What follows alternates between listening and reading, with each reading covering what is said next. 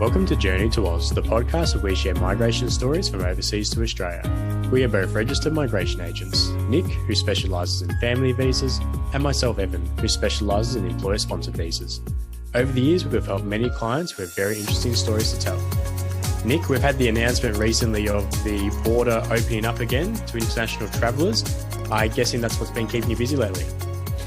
Yeah, absolutely. Apart from recovering from COVID, but international border opened, well, at the time of this episode release, it will be yesterday, the 21st of February, 2022.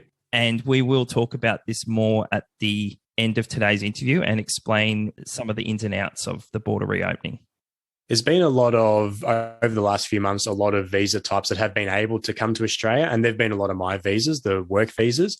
But this is excellent for having the boyfriends and girlfriends reunite, the brothers and sisters, the best friends, and just people coming to Australia and spending their dollars as tourists. So I look forward to having a chat about that at the end of the podcast. But mate, what have we got before that? Who did you interview this week? I spoke to Ruchika about what motivated her to relocate from India to Australia. She's a big advocate for empowerment for women and is focused on sustainability solutions after starting a reusable nappy and clothing business, which led her to being a finalist in the AusMumprenuer Awards. She's a mother of 2 young children and has become a role model in her local community. I started by asking her about where she grew up.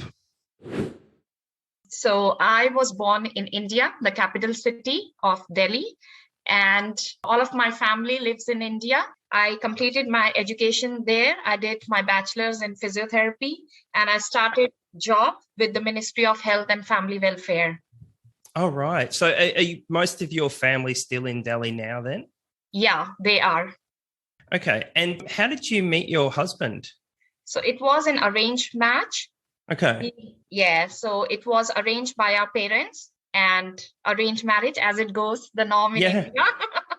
Yeah. Yeah. Yeah, I think the stats on arranged marriages are probably better than the stats on non-arranged kind of Western style marriages is what I've heard. So maybe the parents know best, right? It is. Yeah, it's surprising though. But I feel like in our socio-cultural background, like nowadays, things are changing with the new generation going for love marriages and all. But yes, for our generation, it was mostly arranged matches, and it would be done like depending upon the social background, your family histories and all. So it was like arranged in a way that things would match rather than, like not like a blind date or something. Yeah, right. And I guess you're still given the freedom to pull out of the engagement or the marriage if you choose to as well. Yeah, definitely. Like the families would touch base, then the kids would meet. And then, like, I remember we had a courtship period of 7 months, which was, which was really good. And it's like one of the, special phases of your life, the courtship period. Yeah, because you're like officially engaged and you can go out on dates, you can meet others, introduce to your friends and everything.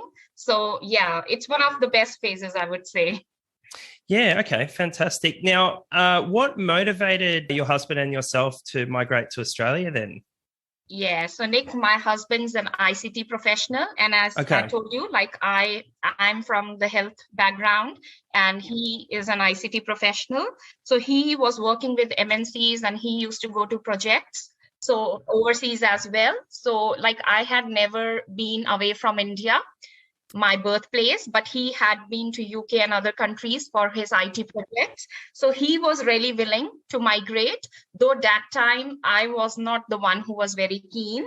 However, we had, our daughter was born in 2012. And like that time I was a new mother and I, being very maternal instincts and all. And that time there was this gang rape case, which it really shook all of us, the whole country, I would say. There were candle marches every day and so much going on, the media about it, and all this things around females and things coming up. So that was the time when I became very emotional. And I said to him, like, I understand we have such a good life here. Like, we are one of the power couples, IT and health. But I feel now is the time we should really think about moving to a better country, which is safer for females, because I had a girl child, and like I was really emotional that time as a new mother. And that's when we decided, and there were like, it was, I think that time people were going to Canada and Australia. They were the big short countries. And we did our research. So we really liked the weather in Australia. And then the gender populations, like that time it was like 51% of the population was female. And like the life is really very good for children and opportunities are there. So from that point, we decided like, let's try and see. So we filed for our permanent residency under the skilled migrant category. Okay. So he was the main applicant, my husband, and we got through our PR around my daughter's first birthday. Oh, fantastic. So you arrived in Australia as permanent residents then? Yes, exactly. Yeah. Okay. And what were your first impressions of Melbourne when you arrived? So what happened, like in 2014, my husband came initially because he had already got a job offer. Oh, okay. However, destiny had something else in mind. So, like it happens, like you get challenges and things thrown at you. So he arrived and he already had a job offer. But unfortunately, what happened, like when he came here, it went off the role he was employed for. And I remember like he just had $1,000 gift card like he had. And we just like kind of started our life from scratch here.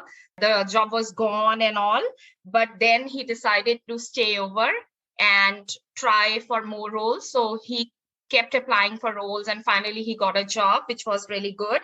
And then I came with my daughter later on the 1st of January, 2015. Oh, right. Okay.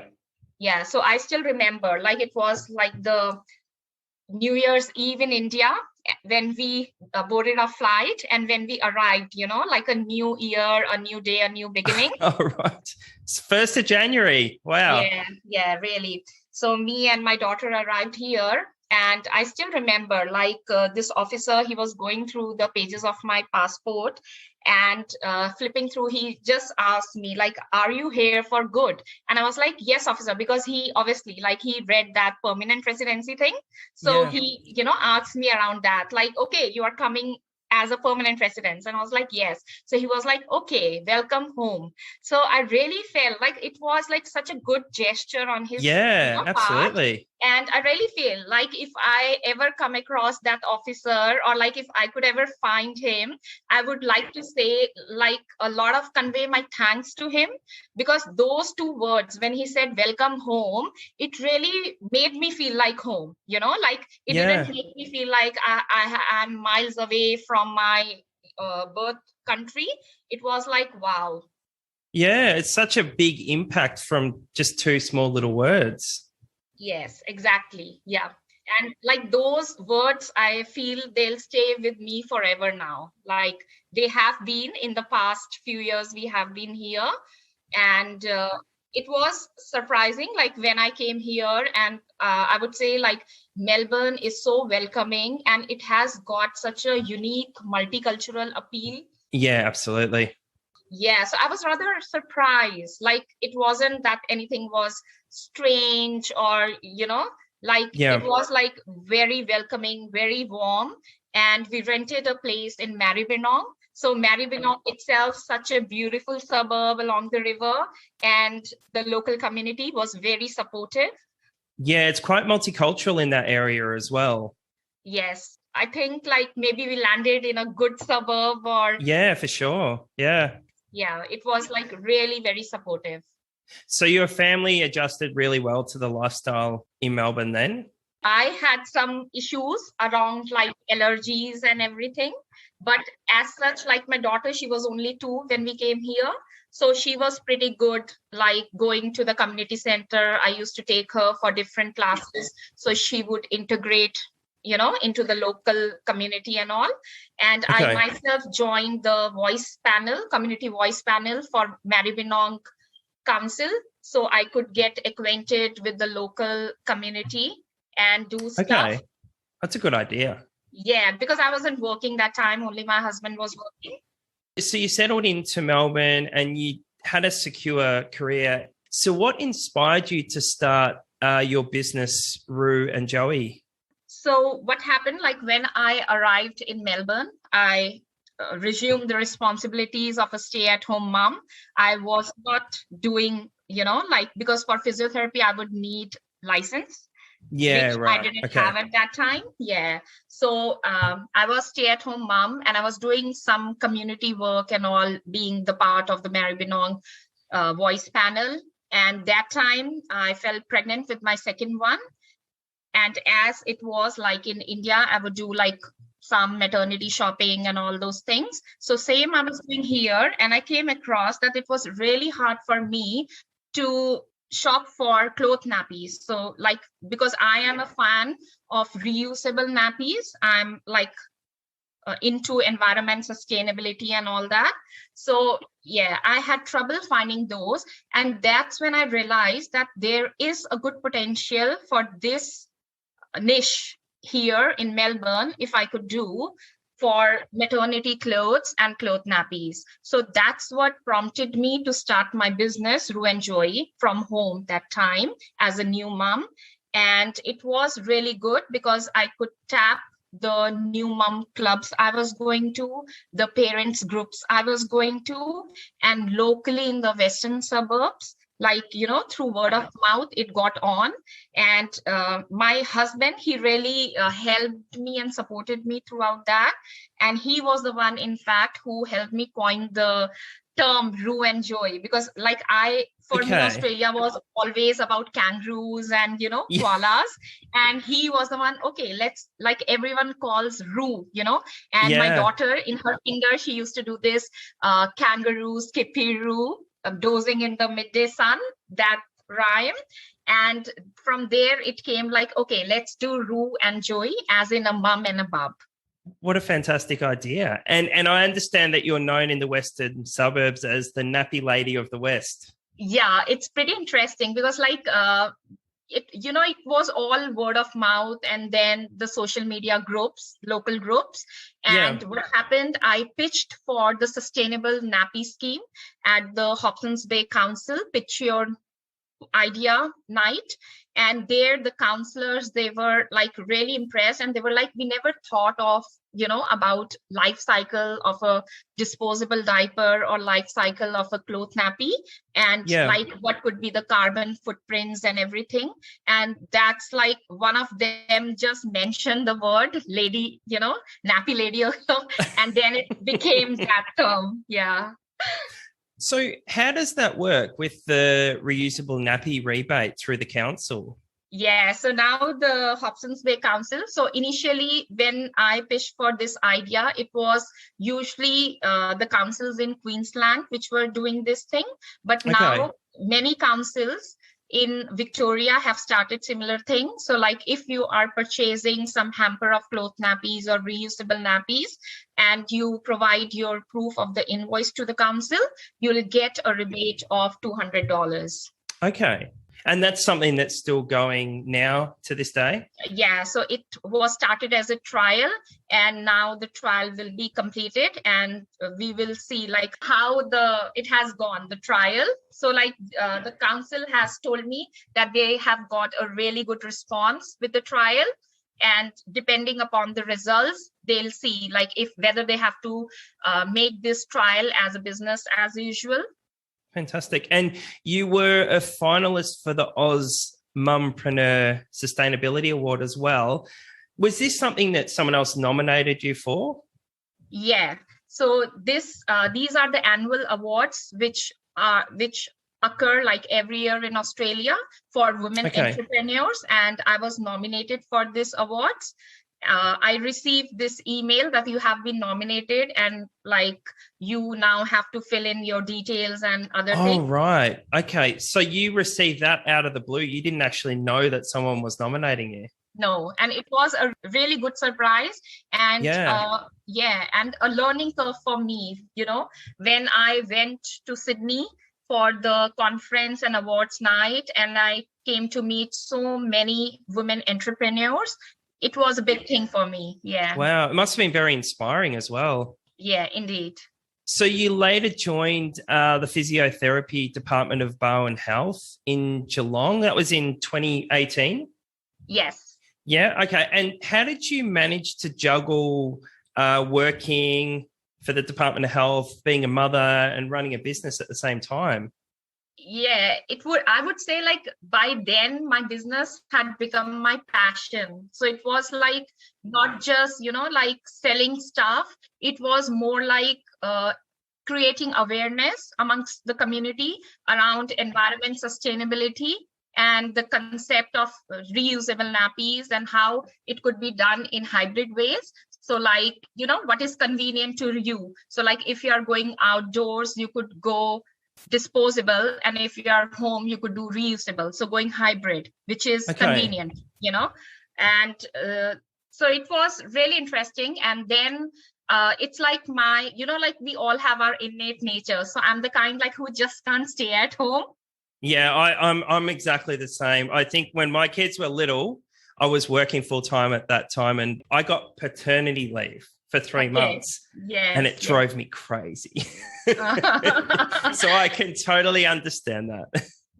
So like it's me, like if I see something, I feel like, like I have to do it right. I'm that type, like, just be the change you want to see in the world. So like that phase of my life was like new mom and everything baby related. So it was natural for me to promote those things. And then I felt like I am being away from my patients, like clinically, because, like I have so much clinical skills which are going waste. So I should put them. And I did not have, truly speaking, like I didn't have experience of the healthcare industry in Australia that time. Yeah. So it was like the natural next step for me to gain that experience and see how the healthcare industry looks like here. So I joined Bowen Health, and it was really good because like when I started, I remember like the first day of my joining, and I just noticed a couple of things, and knowing like, the person I am and pointing out, I just mentioned about some fabric chairs in the gym. And I was like, gyms are such high rush areas, and why don't we have vinyl chairs, which could be like easily wiped, fabric chairs here. And that was like my first day at Bowen Health, and I mentioned that. And then everyone, like from the physiotherapy team to the multi-unit rehab team to the allied health director, everyone got this, like little observation noted that some fresh pairs of eyes are there and they have noted this thing. And it's like now, like, after like almost 3 years when COVID happened, that those chairs were replaced by vinyl. Oh, right. Okay. Yeah. So it was like mentioned then, but it was like that it could be a financial thing, because if you're changing one area, then you'll have to do it for the whole rehab center, So you sort of taken your sustainability mindset from, starting a business, working within Ru and Joey, and implementing that in the workforce as well. Yeah, it happens. Like wherever you go, your thought system will go with you. Yeah. Now, and to sort of work in physiotherapy in Australia, did you have to go through some kind of qualification conversion process? Yeah. So like truly speaking, we have to go through a license. Yeah. Yeah. So, but I haven't taken that pathway, because I really felt like with all the experience I have, and then having to start from grade 1 again, and prove myself, because I was given feedback from some other people that it's a bit tricky. to first go through the written exam and then 3 clinical. So instead of taking that pathway and applying for a full license, I just took my limited license where I cannot start my own clinic. I have to work under someone. Right, under supervision. Yeah, so like that limited license thing. However, I was very fortunate that when I joined Bowen Health, I got the organization sponsorship for doing post-graduation in clinical redesign. So instead of going for a full license and, applying for things, I found it as a kind of next step to go into project management side of things and, innovation and new projects and everything. So I took admission in this course for which Bowen Health sponsored me. So I got scholarship as well as study leave, everything from Bowen Health. And I could complete this course, clinical redesign. And now I'm doing projects, service delivery, service improvement, quality improvement, and all that. Right. And throughout this whole time working for Bowen Health, did you have someone running the business for you, or were you doing both at the same time? No, so initially I was running the business and later I wrapped it. So Ruin Joey is no longer... No. Okay. Yeah. But because it's a brand name, so I just sold off the stock, but I haven't sold off the brand name. Yeah, right. Was it a hard decision to make to wrap up the business? It was indeed. And that's why I have still kept the brand name, because I feel like at some point of my time, I might go that path again, So did you wrap up the business prior to COVID, or was it as a result of COVID? No, it was prior to that. Then I started my studies. So that time it was a bit tricky with 2 little kids and the business, job, as well as studies. So prior to the studies, like when I got admission, that time I closed the business. And so you were traveling to Geelong daily to work, going through the Ring of Steel. Oh, yeah. I actually grew up in Geelong and my whole family lives in Geelong. So I know what that Ring of Steel's like. I never actually went through the Ring of Steel because I just sort of said, well, I'm just not going to be able to see my family for 6-9 months, however long it was. It was a long time. But what was it like having to go through that rigmarole every day just to get to and from work? Yeah, so like initially I remember there were very few people from metropolitan Melbourne who are employed there. So we were the ones, who were donning masks and everything, and rest everyone else was, roaming around mask free, even at work, because the mandate initially was only for metropolitan Melbourne. And even at the morning tea and lunch, we would isolate ourselves, not to mix and sit with the crowds, just to be, sure of things and all. But then the mandate, gradually it was like that everyone has to wear a mask at healthcare settings and all. Yeah, okay. Yeah, it was necessary to do those things, I feel now. Yeah, absolutely. Early in the morning when I would leave my home and then go through that so-called Ring of Steel, sometimes you would be stopped and you had to keep around 15-20 minutes daily aside extra. Yeah, right. So just in case you are stopped for your driving license and your exemption and all that things. So your work permit and all. How often were you late for work? So I think I remember the first week this has started, I was late by 50 minutes. Yeah, because, okay. Yeah, it was massive. Yeah. But then gradually towards the second and third week, it was okay because the systems were in place and they were not stopping each and everyone. Then they were so it was pretty much, even they were pretty good with carrying out the procedures. Okay. So they got better at it. So you recently started a new role with the Transport Accident Commission as a project lead for health and trauma. What led you to leave Bowen Health and join the Transport Accident Commission? My journey with Bowen Health had been really interesting one, for my career progression and my studies. However, during the COVID phase, the lockdown, especially my children, like my daughter, she was being homeschooled, and like my husband being the ICT professional he was doing work from home. So it was like entirely he was looking after the kids and everything, their remote learning. Right. So, so he was the one who was doing everything, like even like they're helping them set up there. So it was like 3 people on our homes were on their systems at one time. Like my son would be doing his kinder sessions online. My daughter was doing her school remote learning, and my husband was attending his meetings online. So it was very tricky, and he was, I would really say like he was handling it really well, like, seeing the monitoring the kids and doing his work as well. But it was really tricky for the kids to understand that despite every other parent doing work from home, their mom has to go daily, like they do understand that, okay, when you are in a clinical field and you have to see your patients, you have to be physically there.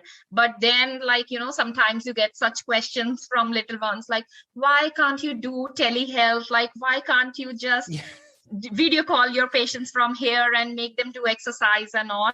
So it was really tricky for them. So they were familiar with telehealth then? Yes, like because they FaceTime a lot. As I mentioned, like all of my family is in India. So they are used to doing video calls and everything. So they feel like if, like even the kinder one and school ones are doing everything online, then why can't the patients do it online? It's a fair question, actually. Yeah. Have your children traveled to India with you to meet your family yet? Yes, they have. Okay. So my son has been there twice, and our families have even come, like the time he was born and then during his first birthday and all. And in fact, in March 2020, I was to travel for my nephew's birthday when all of a sudden, like the travel rules changed. And because now we are Australian citizens, so for us, our tourist visa was cancelled. Yeah, okay. So how was the citizenship application process? I feel it was pretty much straightforward. Okay. So, Ruchika, can you please tell us a little bit about some of the work that you do within the community? Yeah, so like besides my usual health background, I am pretty much involved in the community. And for this, like some of us like-minded people have started this organization, which is a non-profit, Community Aid Australia. Okay. And we do some projects. So it's because like all of us are doing our full-time jobs and all.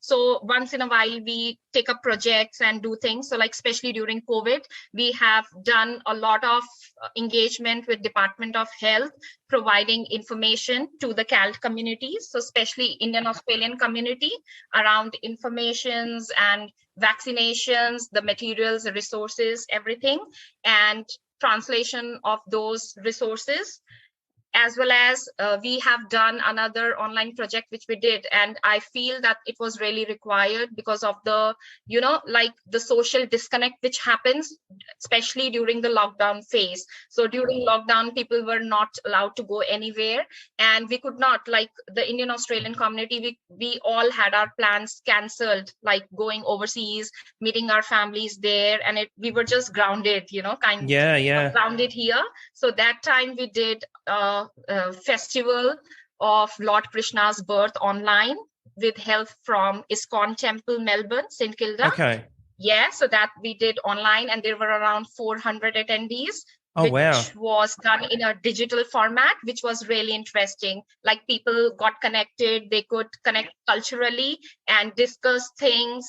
So it was not only a cultural meeting, it was also like they were, connecting socially online and discussing things. Then we did another project, which was for the federal government's Be Connected program. So this is a program for seniors going digital. So like, okay.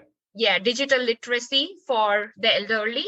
And I feel like COVID has taught us a lot this way. Like we cannot go, physically everywhere. So we have to get apt skills to get online and how to do it safely, which is like the key word for seniors and even for youngsters today, like how to safely do things online. So not just doing things and going on social media, but how to do it safely. And how have the seniors adopted to that style of communication with each other? It has been pretty interesting because earlier it was like people could go around for walks and all those things. And then with the lockdown, it happened that, like many of them have comorbidities like diabetes, hypertension, or other things going on. And they would restrain from, going in groups and all that thing. So their isolation, especially during the lockdown, they were feeling very isolated. So this led to emotional drain as well.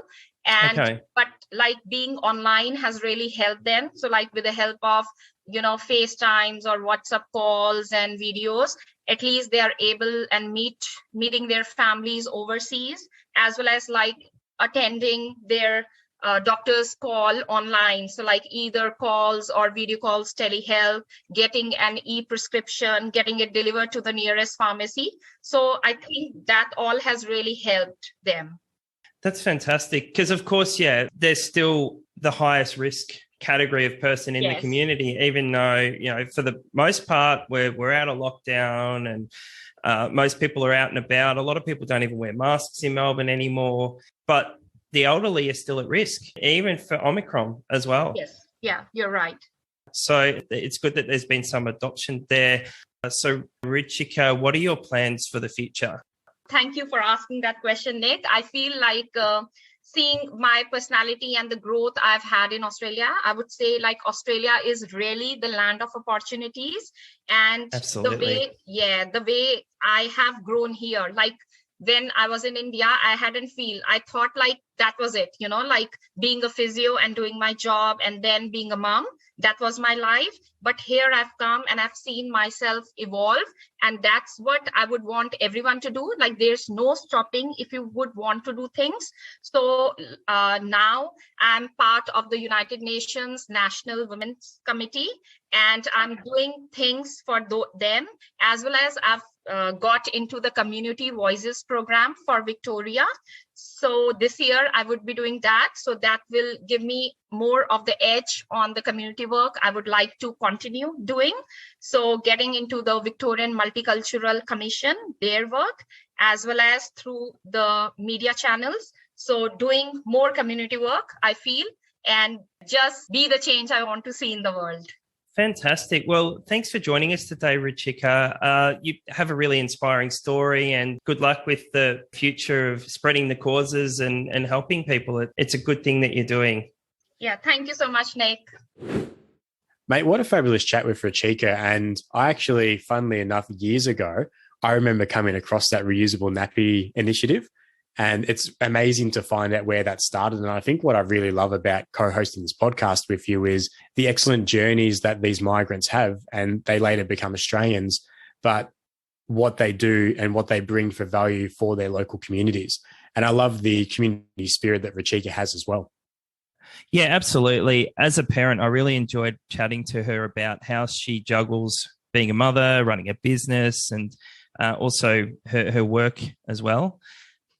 And as a fellow parent myself, her motivation to come to Australia from India.